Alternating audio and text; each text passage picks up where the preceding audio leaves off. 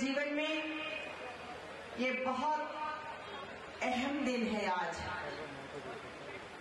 इसलिए कि आज मुझे मेरे जन्मदिन पर ये इससे बढ़कर कोई तोहफा नहीं है।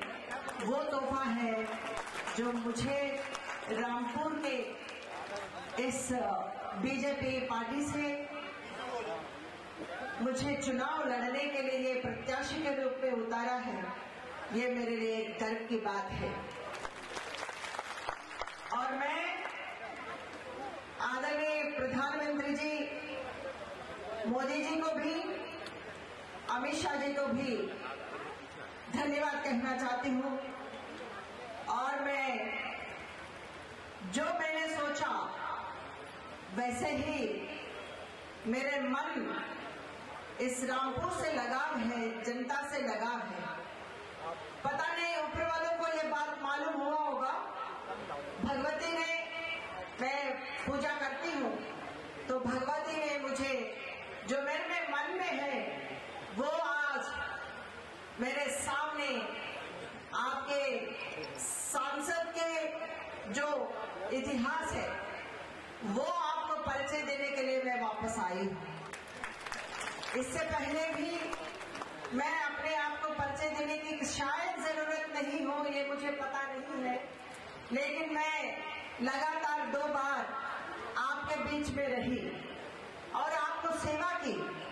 2004-2009 में मैं आपसे सांसद बनकर शहर से ही ताल्लुक नहीं बल्कि मैं गांव से भी मैं ताल्लुक रखती थी। ये आपको मालूम है कि शहर से विकास करते करते मैं गांव में भी विकास करना शुरू की थी। और आज मैं ये बात जरूर करना चाहती हूँ कि औलख साहब के नेतृत्व में उन्होंने आज नकवी साहब के नेतृत्व में आज मुझे ये पर्चा भरने का एक मौका दिया। धन्यवाद कहना चाहती हूँ प्रभारी जी को और अध्यक्ष जी को भी। असली बात यह है कि मैं रामपुर में शहर में भी कुछ ऐसे विकास कार्य किया है जो सदियों से नहीं हो पाता था।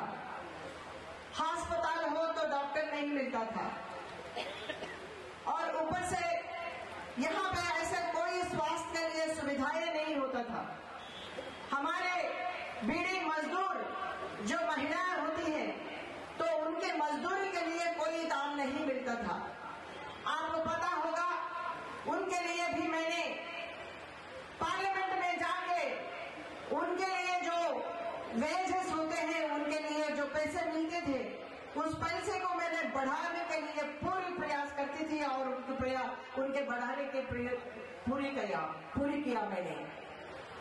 अब रहा जरदोजी, कितने मुश्किल होता था उनके लिए, उनके काम के लिए कोई ऐसे पहचान नहीं होता था।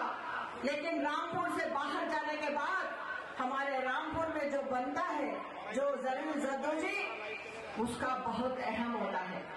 लेकिन उस मजदूर के लिए, उस बहने, उस भाइयों के लिए अगर वो एक साड़ी बनाते हैं, एक जरदोजी का एक साड़ी बनाने में इतने मुश्किल काम होता है, वो यहाँ पे कितना कम दाम में बेचना पड़ता है, उसी को अगर हम बाहर ले जाते हैं तो कितने दाम उसका बढ़ जाता है, दुगना हो जाता है। तो उनके लिए भी मैंने एक हैंडीक्राफ्ट सेंटर मैंने बनवाया है शहर में। लेकिन आपको पता है उस शहर में जो मैंने बिल्डिंग 6 करोड़ के लागत में मैंने उस बिल्डिंग सिर्फ उनके लिए, जो जरदोजी काम करने वालों के लिए हैंडीक्राफ्ट बिल्डिंग बनवाई। लेकिन पता है आपको क्या हुआ? जो यहाँ के जो नेता है, मंत्री है, उन्होंने उस हैंडीक्राफ्ट सेंटर के बगल में कूड़े का दान बनवा दिया और जितना शहर का जितना कूड़ा होता है वहां डंपिंग होता है। मतलब इसका मतलब है कि हमारे यहाँ पे जो जरदोजी काम करते हैं उनके जीवन का कोई अहम नहीं है। उनके जीवन का कोई वैल्यू नहीं है, उनके काम का कोई, वो मंत्री जी के लिए कोई यह बात नहीं है, क्योंकि वो गरीब है। आज मैं सड़क बनाना चाहती हूँ, लेकिन मैं बना नहीं पाती। इसलिए नहीं बना पाती कि यहाँ के मंत्री जी, उनके ठेके अलग होता है, जो ठेके उनके अपने लोगों को देते हैं तो वही लोग सड़क बना सकते हैं। आप देखिए, स्वार के रास्ते में हम जाते हैं तो एक छोटा सा दीवार बना दिया है, वो दीवार अहंकार दीवार है। घरों के आगे दीवार बना दिया, वो दीवार कोई गरीब यहाँ तक नहीं आ सकते हैं। वो दीवार इसलिए है कि गरीब लोगों के उनके बदन से आते हुए खुशबू को वो पहचान नहीं पाते हैं, वो बदबू मानते हैं, इसलिए दीवार खड़ा कर दिया उधर। आज मैं एक बात जरूर कहना चाहती हूँ, अस्पताल में कोई मरीज होते हैं तो वो मरीज अगर एक्सीडेंट के मरीज होता है तो उनके लिए कोई भी ऐसा ब्लड बैंक की व्यवस्था नहीं था।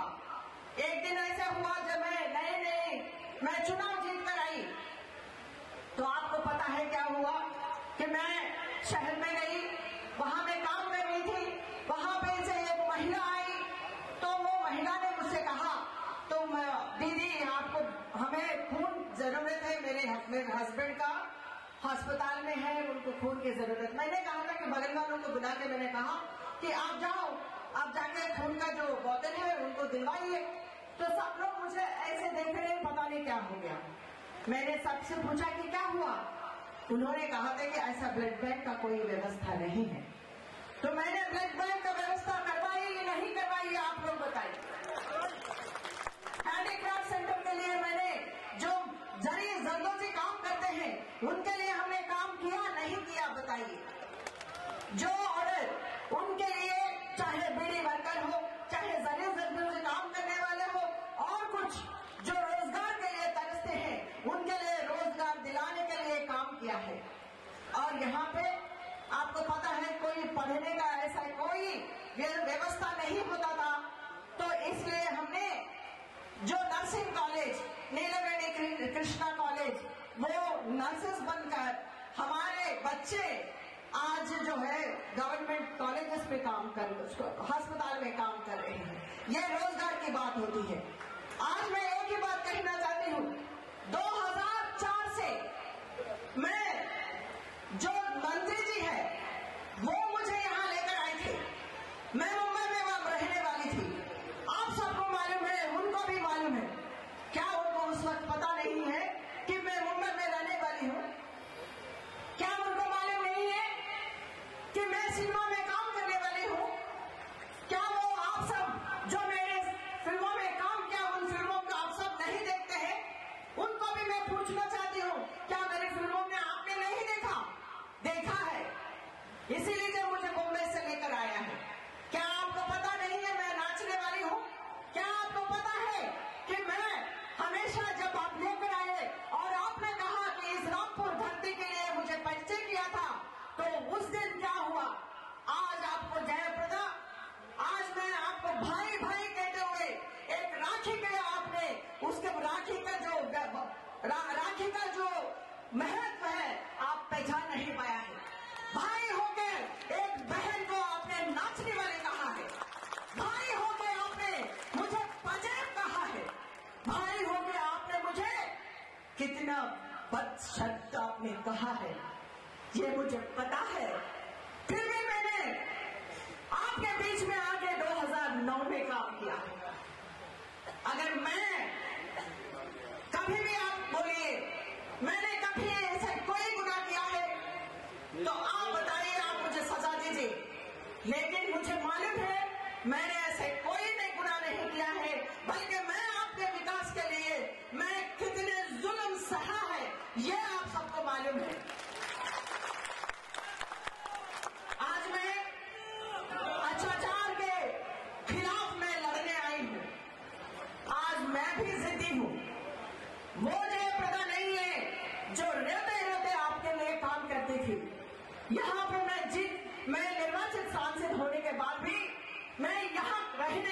को कोई हक नहीं है।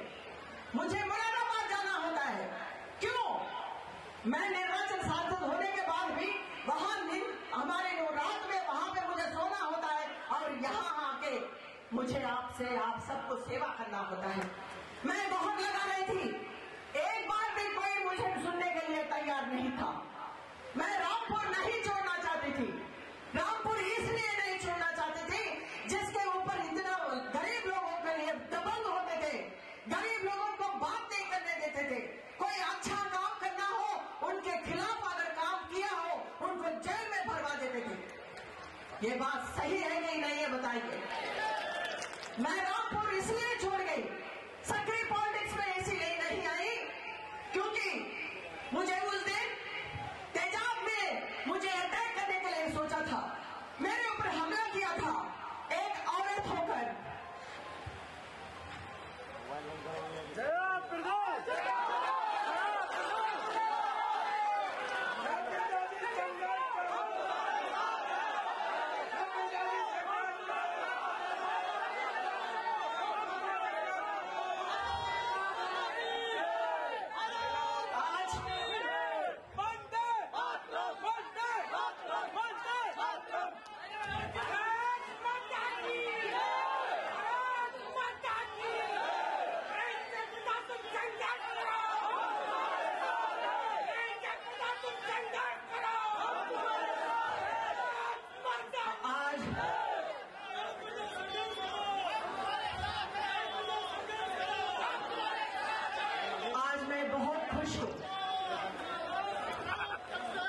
पहली बार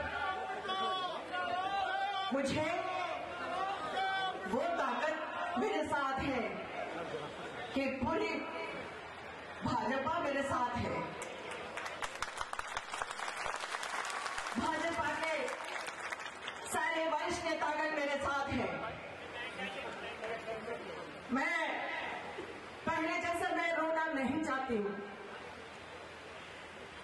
मैं हंसना चाहती हूँ।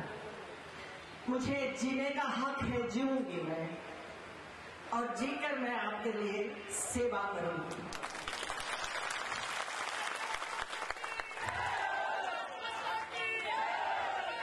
आज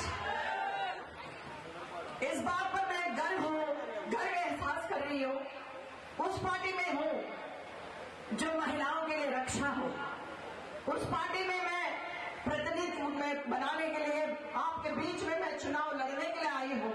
उस पार्टी में मुझे रक्षा है और वो बहादुर नेता जो प्रधानमंत्री हमारे नेता आदरणीय मोदी जी महिलाओं को सम्मान करते हुए सिर्फ महिलाओं के लिए नहीं, इस देश को रक्षा करने के लिए उन्होंने कभी पीछा नहीं छोड़ा है। इसलिए मैं इस पार्टी में हूं। मैं वही जयप्रदा हूं, आप सबको सेवा करने के लिए आई हूं, लेकिन मैं वो जयप्रदा डरने वाली नहीं हूं। आज मैं बहादुर हूं। आज मैं आपके साथ एक नेता के रूप में नहीं बल्कि सेविका रूप में आपके बीच में आई हूं और उम्मीद करती हूं हमारे रामपुर में सभी रामपुर के जिले से सारे लोग इकट्ठा होकर यहाँ पे मौजूद हैं। उन सबको मैं नमन करती हूँ, प्रणाम करती हूँ। मैं महिला हूँ लेकिन वो महिला नहीं हूँ। आज मैं मोदी जी के नेतृत्व में काम करने वाली एक बहादुर महिला हूँ।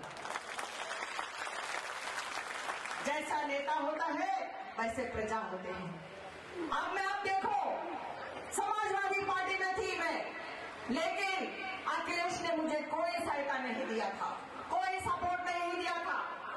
अब जो है मायावती जी के साथ गठबंधन किया था, मुझे मायावती जी के ऊपर तरस आती है क्योंकि मायावती जी गद्दार नेता, लेकिन मोदी जी को रोकने के लिए अखिलेश के साथ जुड़ना पड़ा।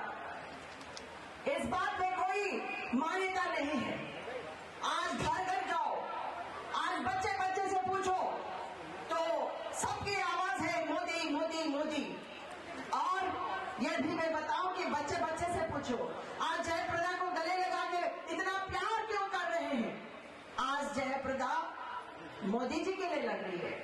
वो मोदी जी हमारे नेतृत्व में आने वाले दिनों में फिर से प्रधानमंत्री बनेंगे। मोदी जी बहुत काम किए हैं, मैं धन्यवाद कहना चाहती हूँ योगी जी को भी। मोदी जी ने आप लोगों के घर घर में जो है उज्ज्वला योजना के नाम से, आपको भी पता है हमारे माँ भी, आपके माँ भी जब चूल्हा जलाती थी तो कितनी तकलीफ होती थी। आज घर घर में आप लोगों को उज्ज्वला योजना में सिलेंडर मिला है कि नहीं मिला है बताइए। किसान भाइयों के लिए लगभग 13 करोड़ किसान के लिए 75,000 करोड़ लागत से आपको किसान भाइयों के लिए 6,000 रुपया वो आपके खाते में आया है नहीं आया है बताइए। आज राहुल जी बता रहे हम ये कर देंगे, हम गरीबी को खत्म कर देंगे। आपने कहाँ किया है? आज आप बता रहे हो यूपी में आपके पार्टी का कोई वजूद नहीं रहा है।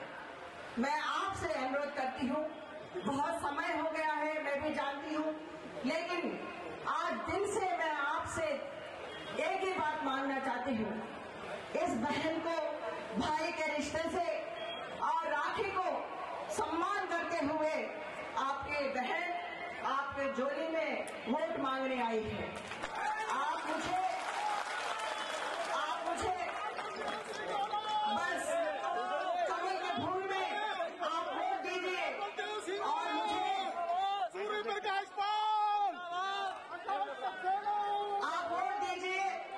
और मैं ये कहना चाहती हूँ कि इस बहन को जिताइए और ये जो जंग, मैदानी जंग में मुझे वो ताकत दीजिए ताकि मैं आपके लिए लड़ सकूं और विजय हो सकूं।